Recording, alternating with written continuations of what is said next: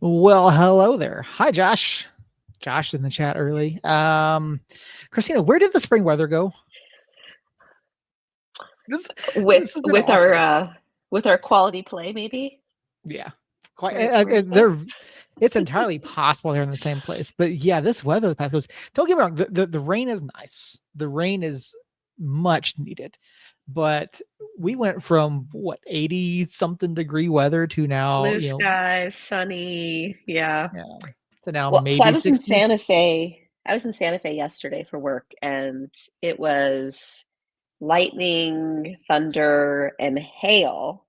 Mhm. Um, and I tried to wait it out because we call it the parking lot of shame. I had to walk across campus to get to my car, and I was wearing Birkenstocks.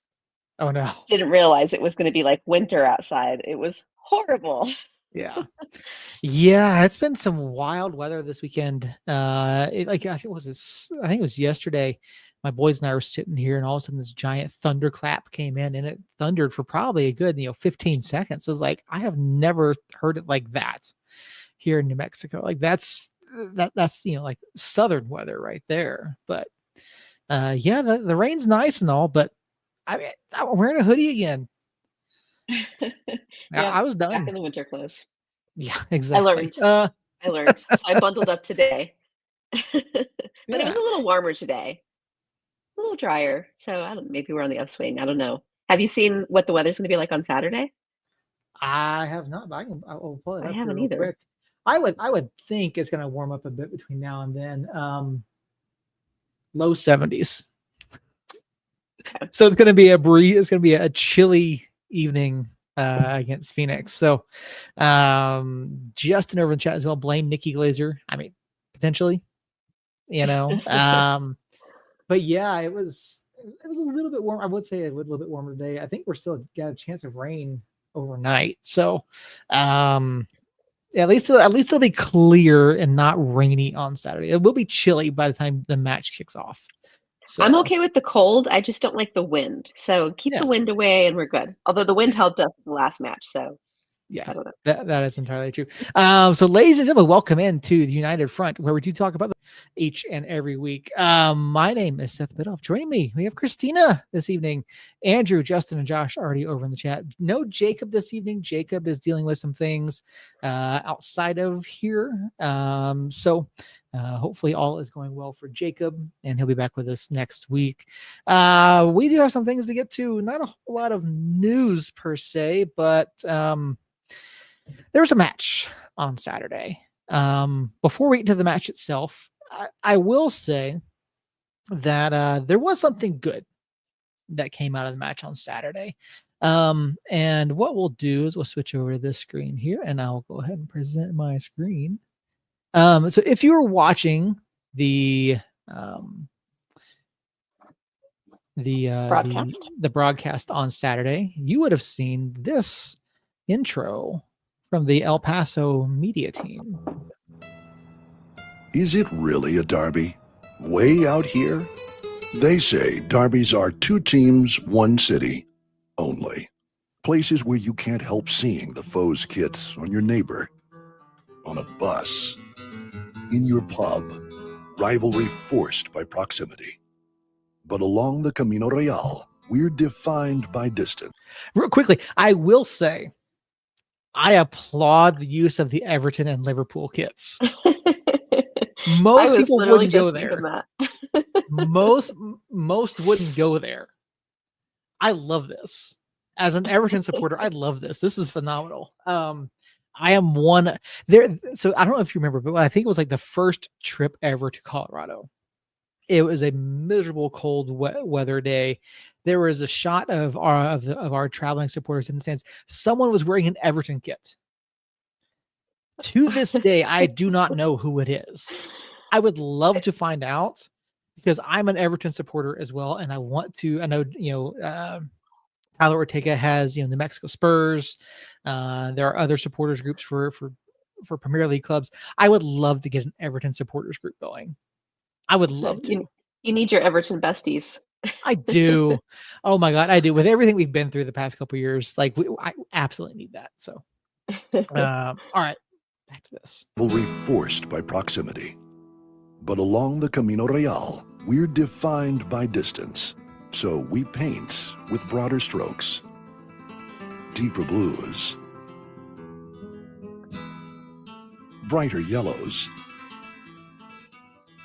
The Royal Road may run north to south, but what we see on it is east to west. Lines that stretch across the sky forever. Turns out that's not far enough.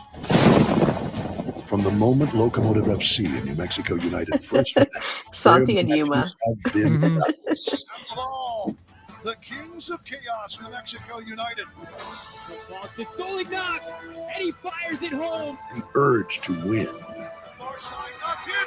Goodie to crow, Terror stuck by Sandoval, bouncing around, and that is the equalizer. to flex. Lays it off, and it's Greg Hurst. Because it's not how far apart you are, it's how far apart you feel. And there it is. It's the equalizer from Cabrera. 266 miles might as well be a closet. So the answer is yes. It is the Derby del Camino Real. I will say that was really well done.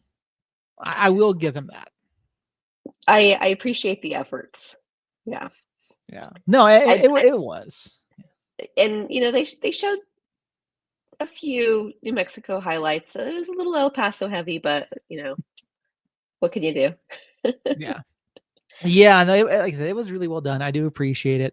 And I think the supporters on both sides can appreciate that because it does highlight how much this means. I mean, obviously, and we talked about it before. It's the first match of the season did not feel like a derby match. It didn't, and it's been the fans that have carried this. Now, to be fair, there are some El Paso fans, Jerry in particular, who really only comes out of the woodwork when something good happens for El Paso.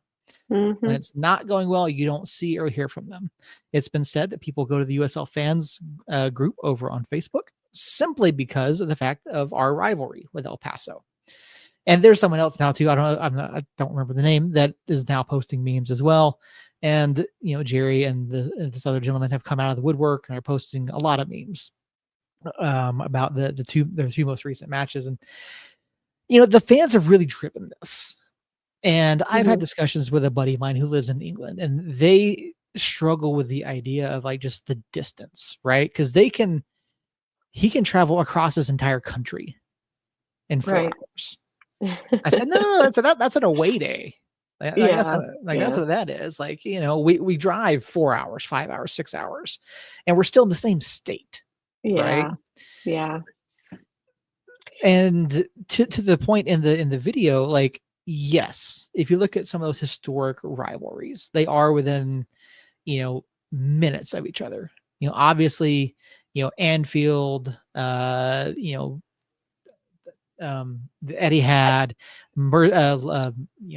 Goodison Park, all these things, they're within minutes of each other, which is amazing given the size of England. But rivalry takes on a different meaning here in the US, no matter what sport it is. And I think this does a really good job of showcasing that. I mean, I think the only one that comes to my mind immediately when I think proximity would be Galaxy and LAFC. Mm-hmm. That makes sense. But I think you make a good point with it can't be distance per se. No, it can't be. El Tráfico, obviously one of the big ones. And then once you get up in the Northeast, you got some teams that are very close together there as well. And you do have some of those clubs in the USL Championship that are fairly close, particularly California, and again on the East Coast, up and down, up in the northeastern part of the country. You do have clubs that are fairly close together. But I think where a lot of this comes from, and I'll throw out another example: Atlanta United and Orlando City. Orlando City, former USL club, moved up. That was a manufactured rivalry between the fans because you didn't have Charlotte, you didn't have Nashville, you didn't have these other MLS clubs in the Southeast, and so that Atlanta Orlando thing was manufactured by the fans. And again, that's an 8-hour, 9-hour drive. And that's a rivalry. And that's what's different about sports. It's not about sports rivalries here. It's not about the distance. It's about that matchup. It's about the history between the two of them. And New Mexico fans can say, "Oh, hey, we're still Big Brother. We're still leading the all-time series." El Paso fans, "Oh, you lost the last two," and Jerry's going to throw back the fact that Jacob didn't care about the Open Cup. Like, Jacob, I love you, buddy. You can't say stuff like that. You can't, Jerry ammunition. Well, even Shadow Wolf a little bit, saying, what was it, a regular loss. Yeah. I commented that I took umbrage with the term regular because, okay, back to back, but in the grand scheme of things, no.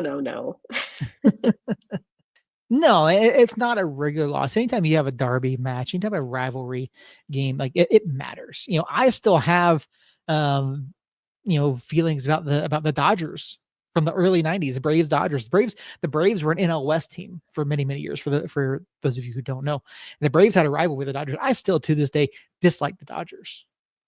Dislike them. The Braves played the Dodgers this past weekend. I'm not happy with how that series went, but you know what? We kept it close. We were in all of them. Mm-hmm. I would have much rather taken 2 out of 3, but it's a good series. I despise the Mets. I hate the Mets. I hate the Yankees. Right? I hate the Yankees because of 1996. I hate the Yankees for sweeping the Braves. I find myself extending that to players as well, who leave us to go to our rivals. I was always hate watching Santi when he went to Phoenix, and now I hate watch Mondo. They're dead Mondo, to me. who did nothing. Mondo, who did nothing on Saturday. We'll say that. And yes, Justin, choice words for the Yankees. I hate the Yankees. I hate what they stand for. I hate the money. I hate the Dodgers. I hate the amount of money these teams put into teams. Anyway, that's a whole other discussion. But you go into this match. Obviously, we win the regular season matchup here in Albuquerque. We go into the Open Cup over at UNM Soccer Complex. We lose on penalties. Not ideal. We give up 2 goals that we really shouldn't have, right? Mm-hmm. And when you look back at last week's show, I said, I don't think we lose, but I don't think that we win it. I did predict a 2-2 draw, right? I don't remember what Jacob predicted. I think Jacob said 2-1. I don't remember what Jacob said. Hopefully Jacob did not. I'd have to go back and double check. Yeah, I don't even remember what I guessed. Maybe Jacob will 1-0. Maybe Jacob will pop in and let us know. I don't know, but I really need to be better about writing this down. But you go into this and there's an expectation, right? We expect a certain level of performance. What you don't expect is to go 45 minutes with no audio. What a wonderful gift. I mean, thank you, Duke. Thank you, El Paso. Thank you for 45 minutes of silence of not having listened to Duke Keith. And I have big problems with Duke Keith. Duke Keith is a professional broadcaster. Duke Keith is a play-by-play guy. He's been doing commentary and play-by-play and broadcasting throughout the Southwest, particularly in Albuquerque and El Paso for decades. Why can Duke Keith, for the love of God, not pronounce names correctly? Maybe it's willful. Maybe he's doing it on purpose. Is he doing it on purpose? I have no idea. I wish I knew. I mean, I almost hope it's on purpose. If it is, like it's well played by him. But it's just he did it with Justin Portillo last year. He has done it with other players, and he did it. If you listened to the second half broadcast, if you did not listen to ESPN Radio 117 with Adam Deal and Andy Hageman, by the way, far better broadcasting duo if you ask me. Duke Keith, the entire second half, mispronounced Marlon Vargas's name. The entire second half. It wasn't even something as simple as Vargos. No, right? No, he was saying Vegas. Vegas, the entire second half. Like, I'm sorry. Yeah. See, this is, yeah, Josh, see, that's it. Get some wrong and some right. Yes. He absolutely gets the El Paso players' names right. And he sure as shit can say Spanish names. He sure as shit can. Marlon Vargas, not Vegas. It's very, very simple. I don't understand for someone who's a professional. And now, to be fair, I there are times where I've mispronounced the name, but I always correct myself. I try to be very correct. I try to make sure I have names correct, right? Especially if you're getting paid to do it. Exactly. That's part of it. And no broadcaster is 100% perfect, but it's one of those things where you need to know who you're, what you're doing. He kept saying Vegas, which makes me think he couldn't physically see the kit or whatever. I have no idea. Josh, I really don't. Maybe he did write it down wrong. And then he was just doomed from the get-go.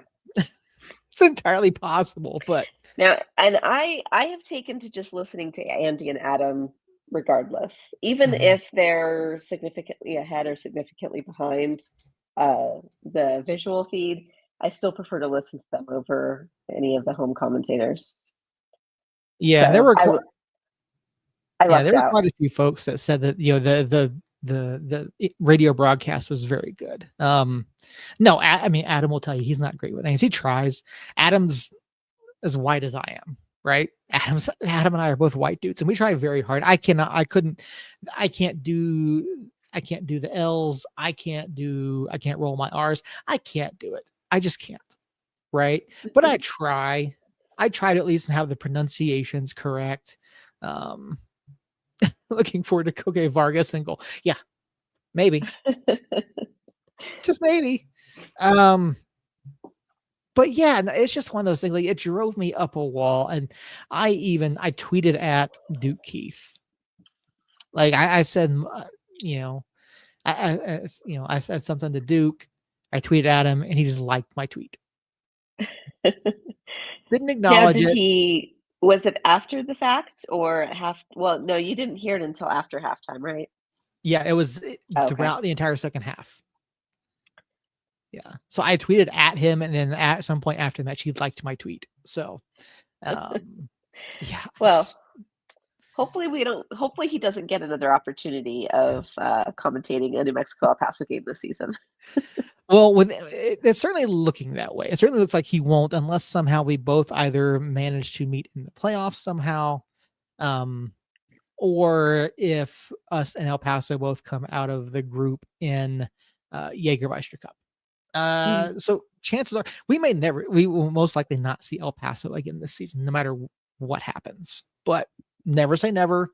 It could happen. But I guess I cross my fingers, not because I'm scared of them or I don't think that we can beat them. I mean, we did already once this season, but I don't know. I'm tired of them. I want to see new things. I think that's why I liked last season, getting to play so many Eastern Conference teams.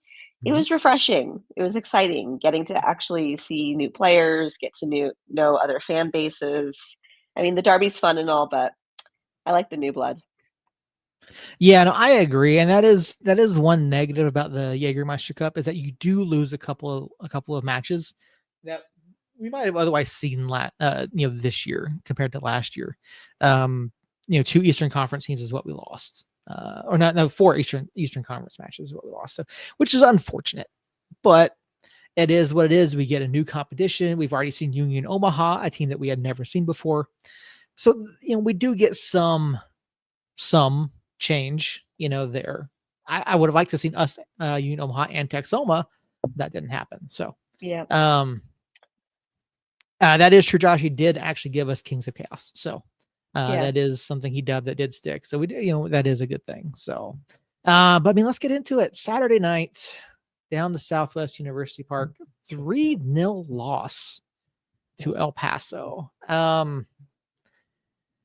really, first hat trick of the club for Coach's son. Mm-hmm. Yep, Andy Cabrera.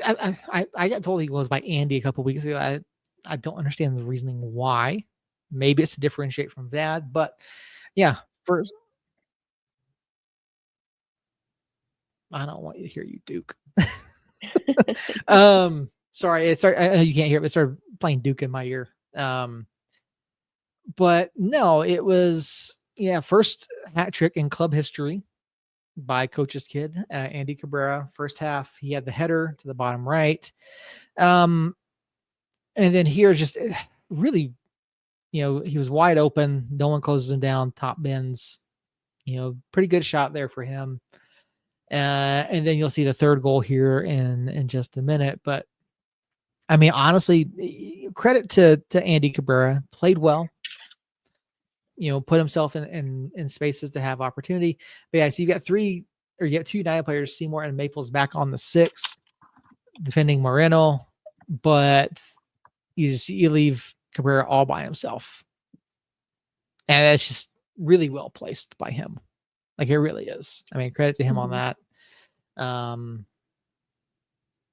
But yeah, I mean, honestly, we looked poor. Yes, we were hurting. Particularly in the midfield. But I feel like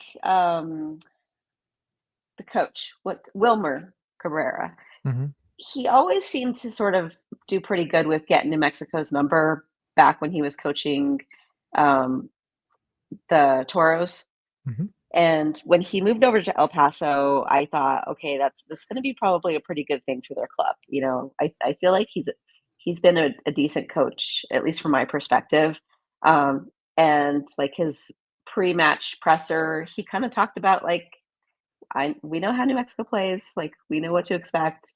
And, I think they got a little taste of not parking the bus and that being effective, us not having a whole lot of experience playing against teams who aren't parking the bus and really capitalizing on that.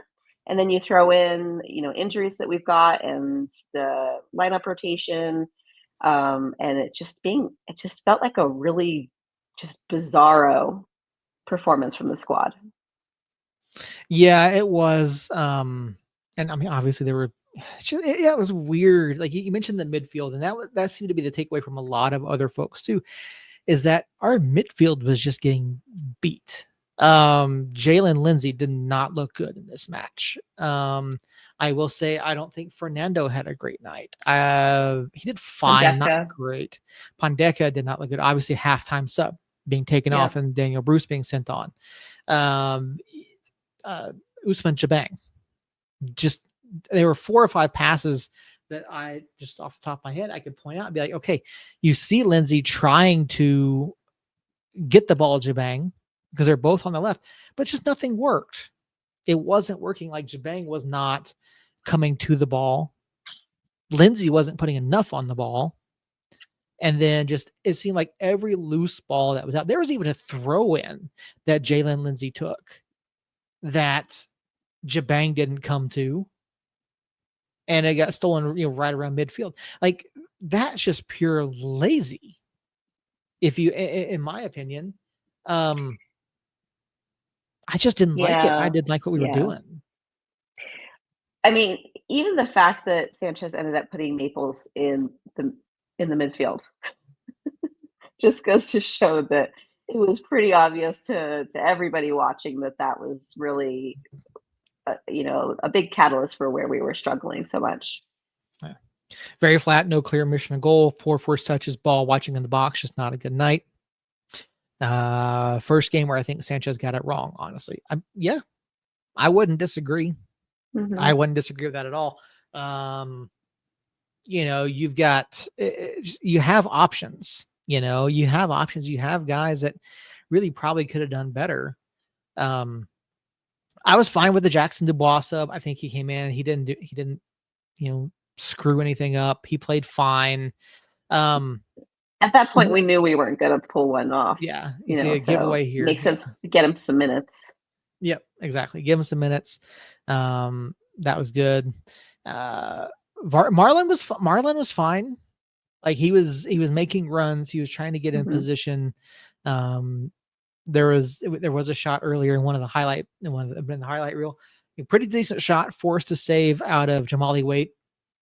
But other than that, I mean, I would say to me, watching this, particularly in the first half, there were two guys that stood out as really that actually looked like they wanted to be there. First one, Mukwele Akale. Mm-hmm. That's Quelle, what I was going to say, Akale. yeah, Quelle was all over the place throughout this match. I thought Quelle did a pretty good job. We didn't necessarily get some great opportunities for him.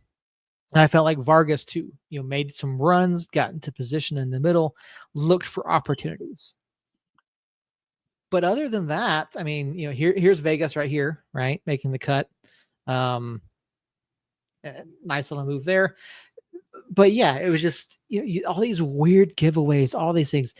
Daniel Bruce, when Brucey came on, I mean, he was a pest, but he didn't have the same impact that we're used to. But I mean, I think Brucey was fine. Nothing wrong with how Brucey played.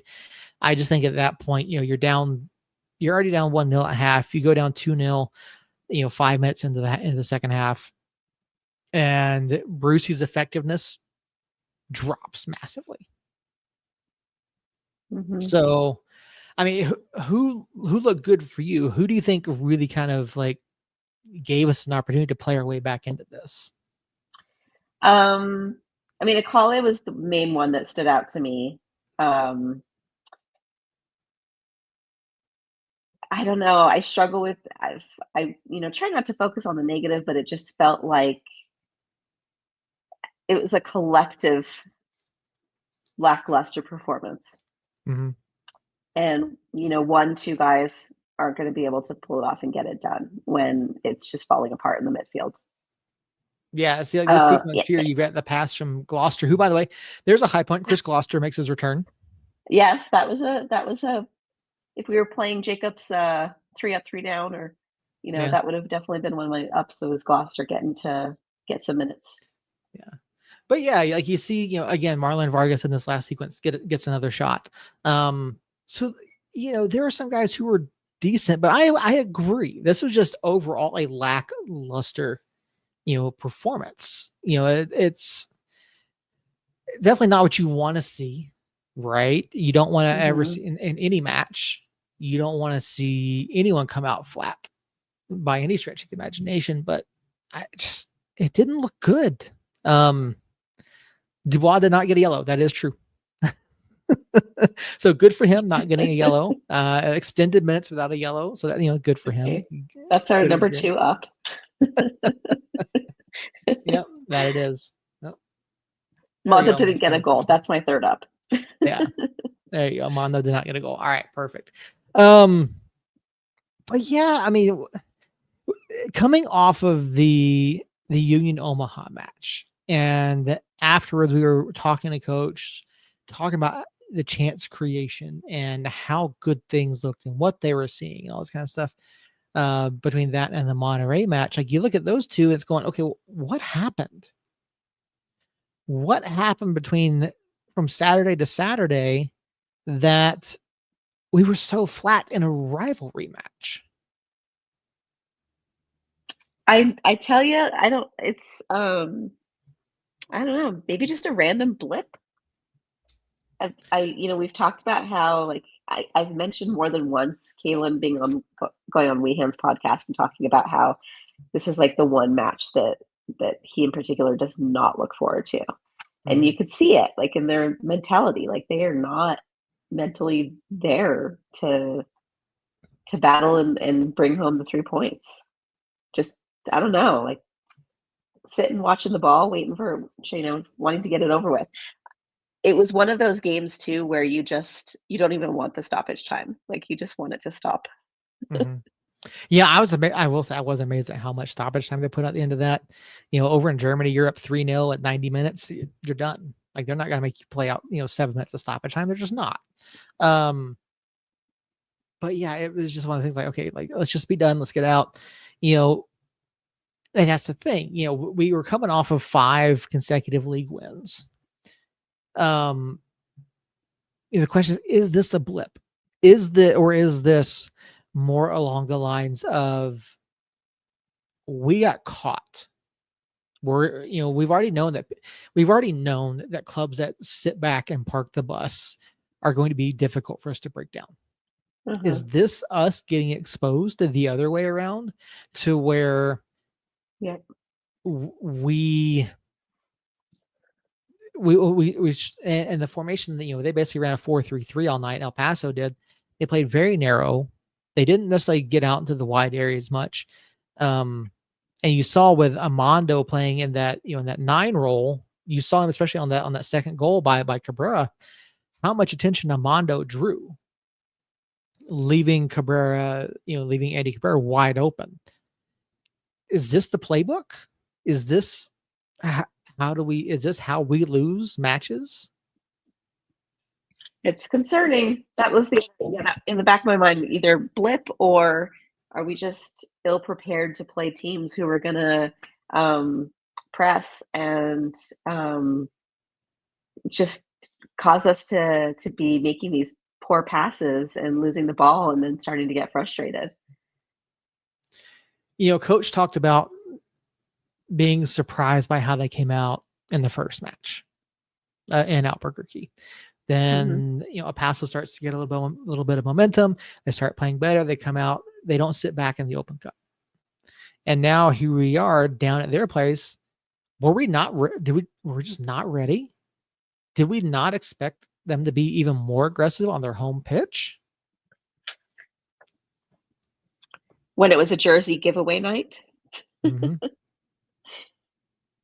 Sorry, I imagine. I didn't pay too much attention, but I imagine the stadium was a little bit more full than their previous matches this season. They did not report the attendance from what I saw. Yeah, I'll double check that, but I did not see it reported.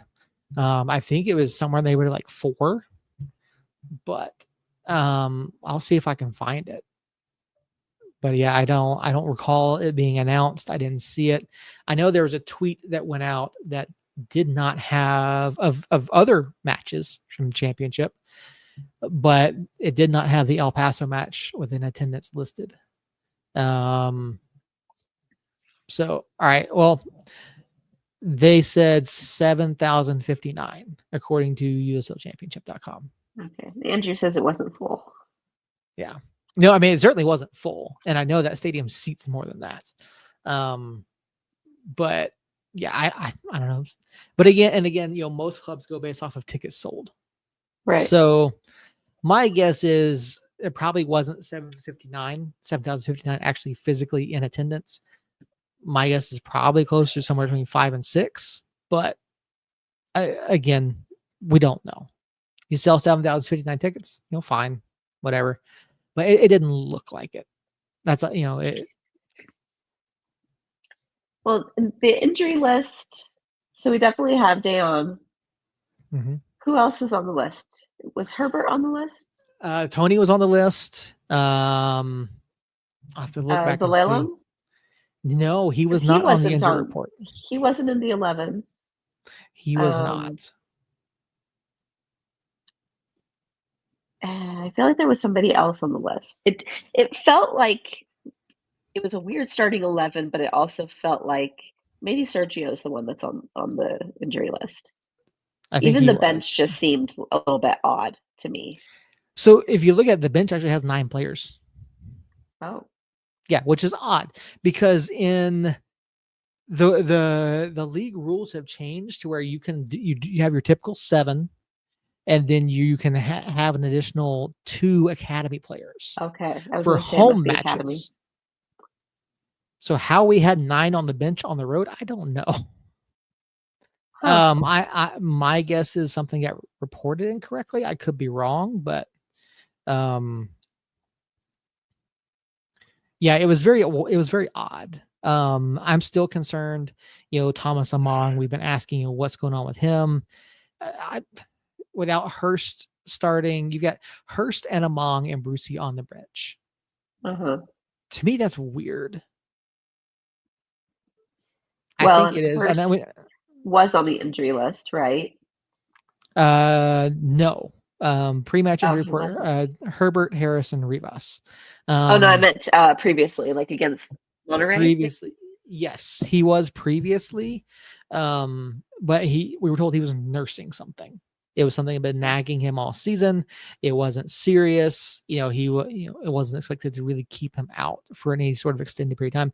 That's why with the turnaround between Wednesday and Saturday, that he would, get a rest in there. So it wasn't anything like serious. Zelalem, I think, was nursing whatever he picked up in Monterey. Because at the end of that one, they did say something about He him. looked He took a beating in that one. he did, and when I watched it back, it looked like he took a cleat to his shin, and his like tibia like bent. Like it Mhm. looked like, ooh, that hurt. And then Yeah, almost immediately after that injury, he got taken out again. So yeah, the poor guy took a beating. yeah. They were talking about him potentially having some sort of cramping on during Monterey, so they took him out. That's probably why they rested against Omaha, and then probably same thing here too, just precautionary, keep him out. But yeah, I mean, it was a bit odd, looking at that lineup. I think it did. I don't think it helped us any to have that, but yeah, it's what is going on with Among? That's one of my questions. Why isn't he getting the starts and the opportunities where we don't see Hurst? Why didn't Jabang start? I like the fact that Zico's back. Zico's pretty good. I think at this point, Jabang and Zico is our best midfield combination. That's just my opinion. So I don't know why we didn't see it. Mackenzie Gaines had an off night. Yeah. But yeah, I mean, it was good to see Gloucester back out there, get him a few minutes. Finally see him. He was nursing something as well. Dayon Harris ahead of schedule, from what we've been told. So I think we talked about that last week. Yeah, he's ahead of schedule. He should be back in full training soon. So, but yeah, everyone else, nothing serious. At least not that we've been told. So I don't know. I don't know how to explain this one. Hopefully it is just the blip. I mean, we had Battery last year, that 4-0 loss. Yeah.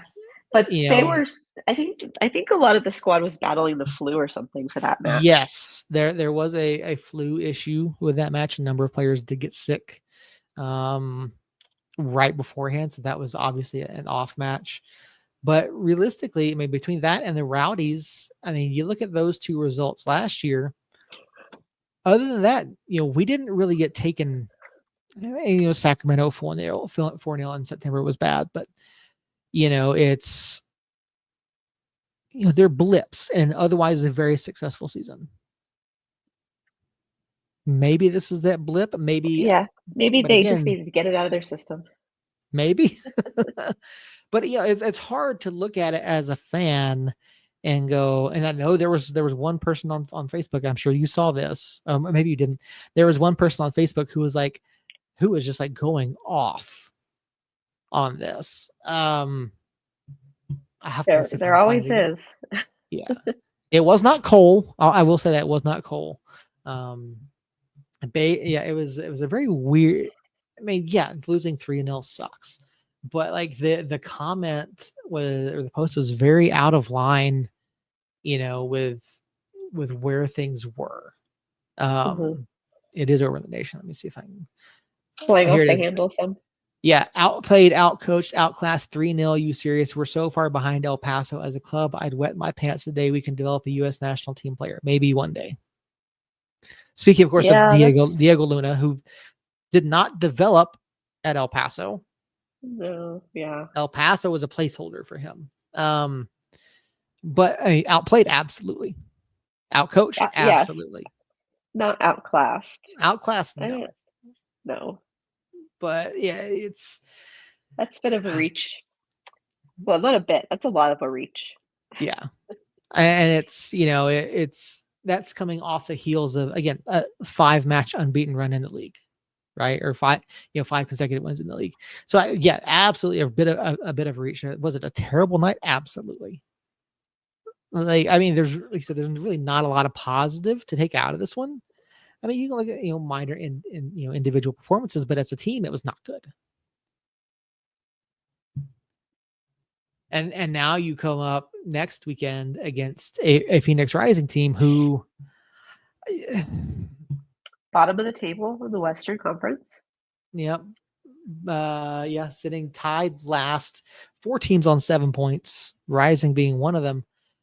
They're a team who they're certainly not living up to they're not accomplishing what they should be, right?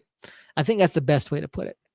They have dropped points, I think, in every single one of their matches except for one. Which I think was against who? Do we know? San Antonio. Okay. They were ahead against Colorado. That was during San Antonio's weird blip. Mm-hmm. Yeah. So yeah, Rising, they drop points to Switchbacks, drop points to Sacramento, drop points to Detroit, drop points to Monterey. Like there's all these matches in where they're scoring and they scored first, but they cannot for the life of them close out a match. Now I think Andrew's right. I don't think that they're going to park the bus. So it'll be another good opportunity to see how New Mexico responds to a team who actually plays rather than parking the bus. Mm-hmm.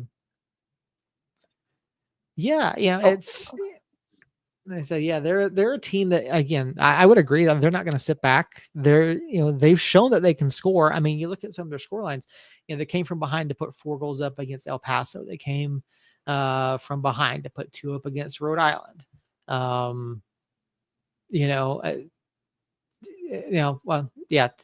put 2 up against Rhode Island there. They were ahead against San Antonio. They were ahead against like I said, they've dropped points in so many matches. I mean, this isn't Phoenix diving, not anymore. Asante is not there. They have quality players, but they can't put anything in. They can't put anything together.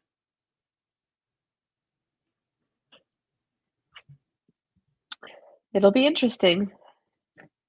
And it's our only home game this month. Mm-hmm. Yeah. And I think that there's the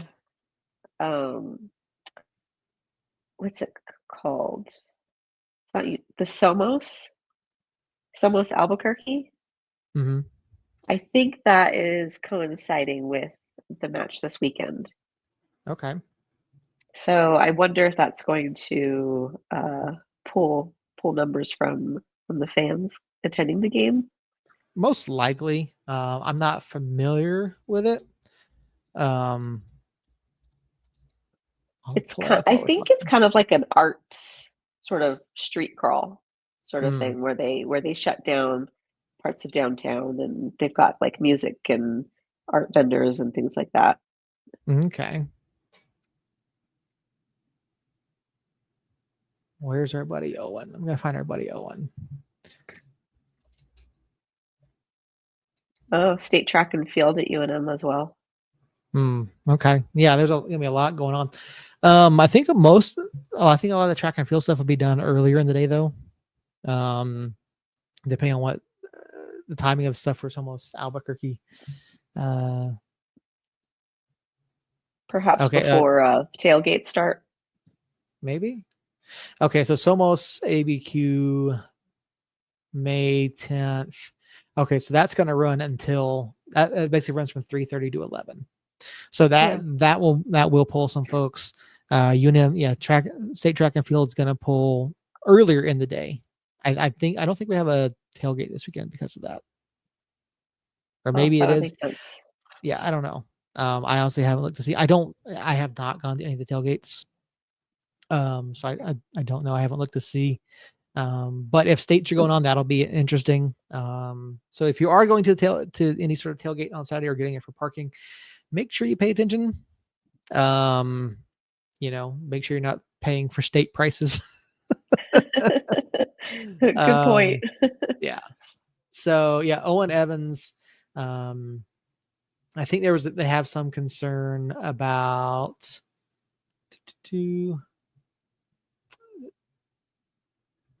a couple of their players. Margarita may potentially be out. We don't know the I'm not status of him. Yeah, I'm not super familiar with this year's Phoenix squad. I haven't paid much attention to them this season. No one really has. They do have Carl Sainty. So Oh, that's right. yeah. Yeah, you look at their roster. I mean, again, I think they're vastly underperforming where they should be based off of their goal scoring. They're terrible defensively. They're not great. Pop Marboye is still there. Mohamed Traore is there. Ryan Flood, but they can't stop anybody. That's the biggest concern there. You've got Sainty in the midfield. No one else really stands out for me other at the midfield. But we've got attackers such as Margarita if he's healthy. You got Cuello, Darius Johnson, Formella. I mean, you got Remy Cabral. You've got guys who can score. That's not their issue, clearly. But yeah, we have to be prepared. They're not, like you said, they're not going to sit back on this one. They need points. It's early, but you look at the schedule. We're already. What are we? We're already, almost 20% of the way done with the season, almost a quarter of the way done. Yeah. So we have one game in hand behind a handful of other teams. Yep. One in hand on San Antonio, El Paso, Colorado, Phoenix, Oakland, Lexington. 2 in hand on Monterey. So points are at a premium this year. Losing those 4 matches to Jägermeister Cup are going to be significant. Yeah. I know we did our points prediction last year. I don't think we get close to where we were last year. Well, if we get close to where we were last year, I think we end up guaranteed a playoff spot without a doubt. Right. But when you have the potential for 12 less points, again, we're basically a quarter of the way into the season now. Well, these blips are more costly when you have 12 less potential points. That they are. Yeah. Yeah, but I we can't look past Rising. We absolutely can't. They are 1-2-2 in their last 5. Again, that one win is over San Antonio. I mean, what do you think what do we need to do right? What do we need to correct over last Saturday in order to be successful against San Antonio or against Phoenix? We need cleaner passing. We need less watching the ball, more going to the ball, better first touches. I liked seeing all of the shots that they were taking against Monterey. No, Omaha. But was it Monterey that they were being a little bit too unselfish? Like those extra passes, like I want them to be selfish, and I want it just a ton of shots on goal and make some of them stick. Oh yeah, I wouldn't disagree with that. I mean, you saw what happened against Omaha. We put up a ton of shots. We looked aggressive. We got the win. Like it looked far better than any of the other matches. And when you've got a team like Rising who are giving up as many goals as they have, Rising have given up the most goals in the league. They have 0 clean sheets on the season. They're also the third highest scoring team. I'd like to see us make up some ground with that goal differential after last week's performance. Yeah, that would certainly be be ideal. Kirsty also needs to get back on the goal scoring track. He does, because he hasn't scored since week 3. Yeah. He was on fire, and then it kind of just fizzled out, and now he's been nursing some sort of injury, and so I'd Mhm. like to see Hursty get back into action and get some goals. Yeah, we've got to find ways to create for him. Either, play direct and get it to him, let him hold the ball up, and then, play someone else in, or, we've got to find ways to, have him drop a little bit deeper, drop into more of a 10 and then push up while you've got, Brucey or her or Among on top of him, or maybe even Vargas, who talked about getting an opportunity, play in that more forward role, make some runs, make some space. Like, you have to get Hursty involved. You have to. You have to get Among involved, if he's in there. But it's a matter of creation. It's a matter of controlling the midfield, which we did not do at all against El Paso. And No, that'd have been our bread and butter. It was a lot of chasing the ball, giving it up, chasing, getting it, giving it up, chasing. Yeah, that it was certainly not how you want to do it, right? You see the giveaways, you see the turnovers, you see the passes that lack threat. Again, one thing I didn't see a whole lot of was us playing direct. Now, to be fair, we don't necessarily play direct a whole lot anyway, but I think if you do that, I think you break up El Paso. I think you break up teams like, Phoenix, who have the capability of turning through that midfield. But if you play the ball over the top, get some space down one of the channels, I think you're going to open them up a bit. And again, you're going to find ways to get Hurst involved at the top of the area. You're going to find ways to get Among in there, or get, Vargas a couple touches, in the area, get Quelle on the edge of the box. Like, there are ways to do it. You just have to, you can't be 100% reliant on playing it out of the back. You can't. When it works beautifully well, right? You're going to move them. You're going to get opportunities to pass. You're going to break those lines. But you have to, if that's all you're doing, teams are going to key in on that. Yep. So, any predictions? Any individual player that you think is going to have a standout night? I hope that Gloucester gets to keep getting some minutes. If he's fit and feeling up for it. I feel like, Lindsay really struggled, so that may be that opening for Gloucester that he needed to get back into the rotation, in the starting rotation. So I'm excited to see him. I'm looking forward, like I said, to seeing Hursty back on the pitch again. So hopefully he'll be well, and looking for increasing those numbers for his Golden Boot chase. Mm-hmm. And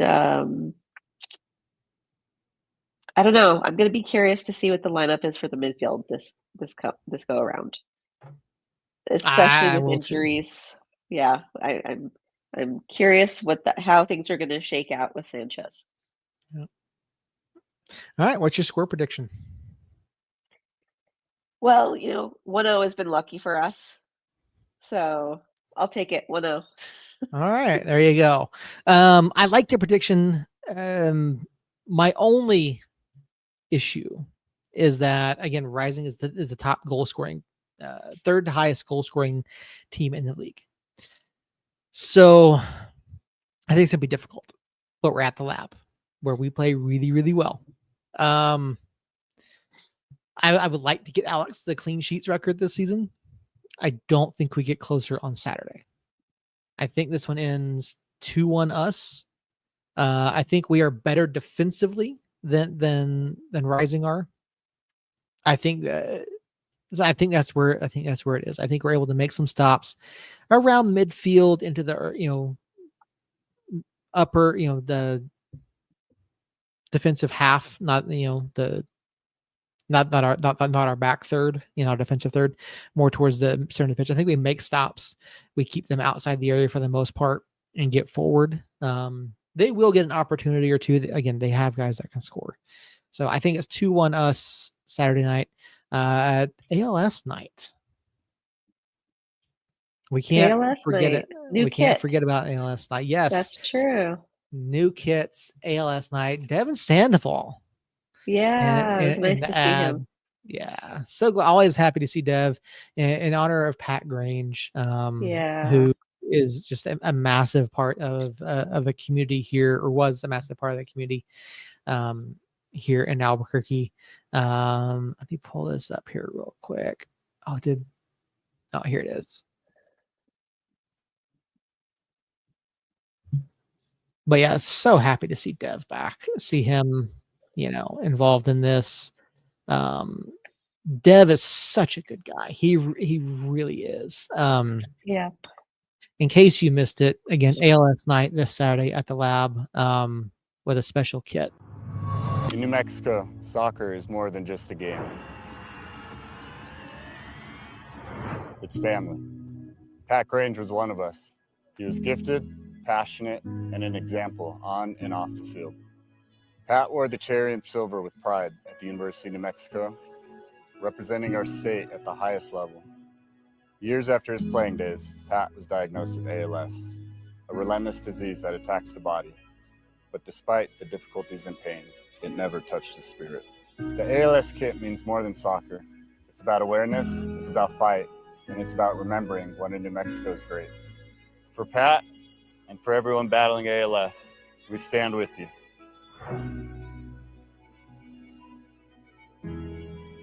Love it.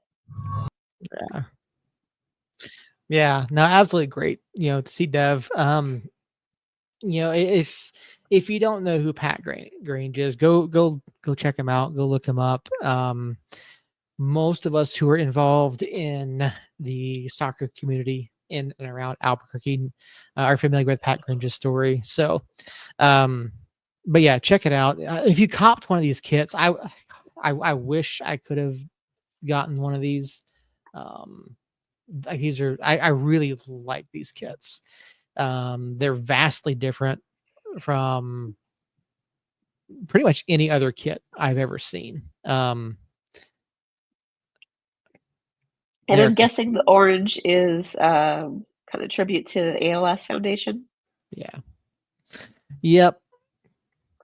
That it is.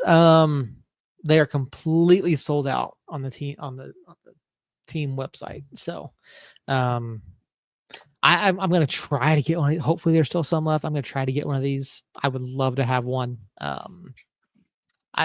It's exciting. I don't want to say exciting, but it's for a good cause, right? It's a really good thing to get involved with. I mean, support, ALS research. But yeah, it's really phenomenal. So be sure to check that out. Are you gonna try to get, if there's any available, you can try to get one? Are you gonna be at the game on Saturday? If I'll be there on Saturday, so depending on what it's looking like, if they're gonna have some in stock. One of the perks of having club tickets was having our own little shop up in club level, but they haven't been doing that the last few games. So I haven't seen that at all this year. But yeah, it makes it harder to snag the in-stadium stuff that are going pretty quickly. So I honestly see. didn't even know that they were selling these on the website, because they said stop by the team store. Yeah. That's what their post said. So I didn't even think to look at the website. I was like, well, I'm not going to be able to be there. Because when they announced it, they said it was going to be at the store. So these sorts of things, it would be nice if they did pre-orders. Yeah. That way it's not limited, especially when proceeds are going towards something as important as the ALS Foundation. It's unfortunate that they didn't have more. I agree. Yeah, and that is one of the things. I do think it'd be a great idea. Put up a pre-order, get an idea. I mean, no one likes to do a pre-order then something not show up. But I don't think the club would ever not follow through on that. But right. David, Weezy Carl, if you're listening, throw one of these aside, please. I would love to have one of these. RBNY 3-0 up on Colorado Springs Open Cup. Okay, that's right. I almost forgot. Open Cup is tonight as well. There is action tonight and tomorrow, right? Tonight, tomorrow. Yep. Tomorrow, I know El Paso takes on Austin FC. let me see what's going on right now. Yeah, RBNY up 3-0. Not terribly surprised there. Portland up over Timbers. DC United beat Battery 2-0. Charlotte FC beat North Carolina FC 4-1. Nashville defeated Chattanooga 1-0. Red card to Chattanooga in that one. Oh, bummer. Yeah. So, yeah, second half, Red Bulls over Switchbacks 3-0. Portland Timbers over Tacoma 1-0. And then tomorrow, Pittsburgh at NYC hosting NYCFC, Loose City hosting Minnesota United, Philadelphia Union hosting Indy 11, Rhode Island hosting New England, Tampa Bay hosting Orlando City, Chicago Fire hosting Detroit City. That's one that I would keep an eye on. Yeah, that'll be a good one. Yeah. Loose City's that's exciting for them getting to host Minnesota United. It is. That might be a good one to Lucky watch Ducks. as well. Yeah. On a goal, it should have been a foul. Yeah. DC United full after extra time. So FC Dallas hosting AV Alta. I don't see FC Dallas losing that one. I think Quill's gonna take care of business there. Yeah. St. Louis hosting Union Omaha. Austin FC hosting El Paso. I think Austin walks away with the win there. Rising host Houston Dynamo. And then San Jose hosts Sacramento. That's one to keep an eye on as well. Sacramento. Wait, who does Sacramento play? San Jose. Okay. That's one to keep an eye on as well. So, lots of Open Cup action tonight and tomorrow if you haven't been watching it. So please tune in, support lower league soccer media coverage. Thecup.us. There's a lot of really great writers over there. A lot of independent authors that cover these clubs. So go check it out. You can join their Patreon support and then even donate. This was the first year that they've ever paid their writers. They tried to last year, but the sponsors backed out last year. So yeah. It's like I said, it's all independent. It's all like self-funded, privately funded. It's not like, so go check it out. All right. There you go. That's all that Austin. I had. Yeah, let's go, Austin. That's all I had. Do you have anything to close out the night? No, I don't think so. Looking forward to seeing everybody Saturday at the lab. You are planning on going, Seth? I will be there. Awesome. Yep, I will definitely be there on Saturday. Maybe Jacob will be there too. That'll be the first game where all three of us would be there. Yeah, that would be good. That would be good indeed. So, all right. So, remember Saturday night out at the lab, ALS night. Get your tickets if you don't have them already. Support the club. If the kits are still available, buy a kit. Support the club. Support the ALS New Mexico, and just watch United take on Rising and hopefully pick up another 3 points. Thank you guys all for being here. Space Kid, I see you popped in here just a couple minutes ago. Yeah. Hope you're doing well. Mom. Christina, there you go. Thanks for being here. Josh, Justin. Yes, I saw this. I posted something over on ESPN Reddit once. I'm sorry, real quickly. ECHL, brand new hockey team up in Rio Rancho at the event center. Maybe we get a collaboration. And there's actually a vote. They're going to be doing a vote for the team name. It's nmhockey.com, I think is what it is. I'll double check that. I don't know if you mentioned, but Andrew was here too. Thanks, Andrew, for joining in. Yep, Andrew. Yeah, Andrew was there. Sorry, I got sidetracked by the hockey comment. The hockey. Yeah, I saw that. A squirrel moment for you, Seth. Yes, like I know we have the I know we have the Ice Wolves, but this is like a step up, like a significant step up from the Ice Wolves. I didn't realize that. Yeah. So ECHL. So will they be playing at the Star Center? No, the Santa Ana Star. Yeah. Okay. Yeah, they'll be playing out there. Should be hopefully better than the Ice Raptors. But yeah, ECHL, it's 2026, 2027 season. This is legit like pro hockey. The Ice Wolves are semi-pro, I believe. Okay.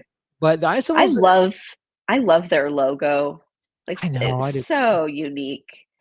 So It, this new pro hockey team's gotta do something that's as unique as Ice Wolves. Here it is, nmprohockey.com. Okay, nmprohockey.com is the official website for the upcoming hockey club. They are going to be doing a name the team option. Fun. Yeah. So you can go ahead and put your name, phone number, email, and team name suggestion, and the story behind it. And more stuff about you. Do you want to be on their ticketing plan? You want information about tickets? You want information about distribution? You can already do it for $50 donation. You can be put on the priority list for when tickets are available. So, but yeah, so that's out there. Check it out. Skinwalkers. I like the Ice Wolves names. I really do. Yeah. So That's gonna be a tricky one to top. yes, that it will be. So, all right. For Christina, for myself, for Jacob, who's not with us tonight, thank you guys all so much for being here. Thank you for listening. If you're not here with us in the live stream over on YouTube, we should be back on Facebook soon. You talk to Jacob about that. I think we're right where we can finally rename it and fix it and get us back on Facebook as well. But if you're not here live, we are going to be on your podcast feeds later in the week. If we're not on your podcast player of choice, please let me know. Reach out to me on any social. Just tag me, yell at me, whatever. Let me know what you listen to podcasts on. We'll get it on there. Make sure you rate, review, subscribe, hit that bell, and get your notifications. Thank you guys. Everything helps, the algorithms and all that kind of fun stuff. So yeah, again, until next time, we'll be back next Tuesday, 8:00 Mountain Time, recapping Phoenix Rising and looking forward to the next match after that. In the meantime, guys, we'll see you on Saturday. And until then, somos unidos. Night, everybody.